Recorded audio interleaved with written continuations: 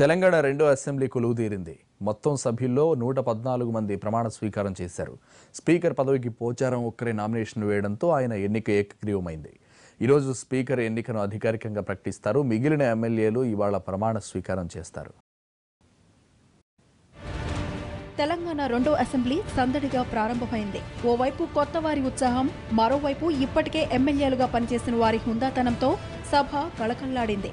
నిన్న ఉదయం 11:30కు తాత్కాలిక స్పీకర్ ముంతాజ్ అహ్మద్ ఖాన్ అధ్యక్షతన సభ ప్రారంభమైంది. కొత్తగా ఎన్నికైన ఎమ్మెల్యేలతో ప్రోటెం ప్రమాణ స్వీకారం చేయించారు. మొదట సీఎం కేసీఆర్ ప్రమాణ స్వీకారం చేశారు. తరువాత సభలో మహిళా సభ్యులు ప్రమాణ స్వీకారం చేశారు. అక్షర క్రమంలో మిగతా సభ్యులు ప్రమాణ స్వీకారం చేశారు. మొత్తం 114 మంది శాసనసభ సభ్యుల ప్రమాణ స్వీకార కార్యక్రమం జరగగా అక్బరుద్దీన్ ఓవైసీ, జాఫర్ హుస్సేన్, మాధవవరం కృష్ణారావు, సండ్ర వెంకటవీరయ్య, రాజాసింగ్లు సభకు హాజరు కాలేదు.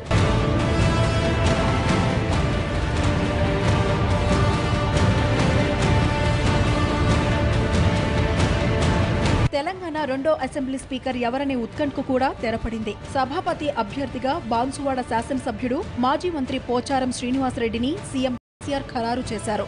అంతకుముందే స్పీకర్ ఎన్నిక ఏకగ్రీవమయ్యేందుకు అన్ని పార్టీల మద్దతు కోరారు సీఎం. దానికి ఇతర పార్టీలు కూడా సహకరించాయి. కేసీఆర్, భట్టి విక్రమార్క, అహ్మద్ బలాల వెంటరాగా పోచారం అసెంబ్లీ సెక్రటరీ ఆఫీసులో నామినేషన్ పత్రాలు సమర్పించారు. ఇవాళ పోచారం పేరును అధికారికంగా స్పీకర్ ప్రకటిస్తారు.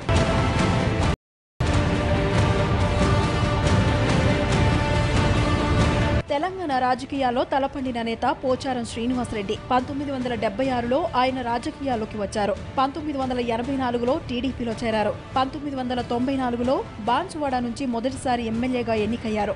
ఉమ్మడి ఆంధ్రప్రదేశ్లో హౌస్ మైన్స్, పంచాయతీరాజ్ మంత్రిగా బాధ్యతలు నిర్వహించారు. 2011లో తెలుగుదేశం పార్టీకి రాజీనామా చేసి టీఆర్ఎస్లో చేరారు.